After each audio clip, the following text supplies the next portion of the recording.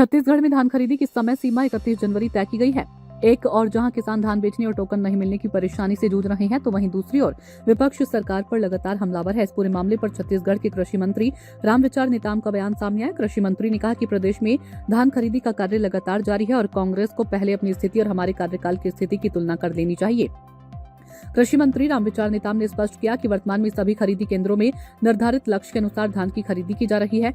उन्होंने ये भी कहा कि टोकन और लक्ष्य की कमी को लेकर जो आरोप लगाए जा रहे हैं, सरकार ने लक्ष्य को बढ़ाया और उसी के अनुरूप खरीदी की जा रही है। मंत्री ने भरोसा दिलाया कि 31 जनवरी तक किसानों के पास मौजूद धान की खरीदी विधिवत तरीके से पूरी की जाएगी। वहीं 31 जनवरी के बाद धान खरीदी की समय सीमा को लेकर पूछे गए सवाल पर मंत्री ने कहा कि पहले 31 जनवरी आने दीजिए, उसके बाद आगे की स्थिति पर विचार किया जाएगा।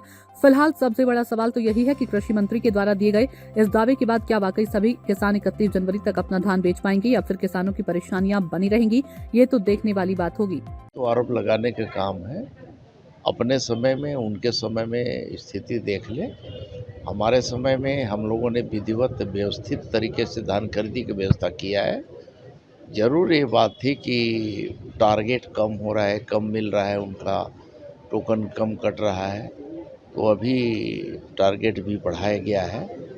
जो संग्रहण केंद्रों में जितनी मात्रा खरीदी करना था उसका भी वृद्धि किया गया है। मैं ऐसा मानता हूं कि 31 तक किसानों का जो उनके पास धान है वो सभी का खरीदी व्यवस्थित तरीके से हो जाएगा। बढ़ाया जाएगा। अब देखेंगे, अभी तो वो 31 आने दीजिए। सूचना इंडिया के सभी दर्शकों को बधाई।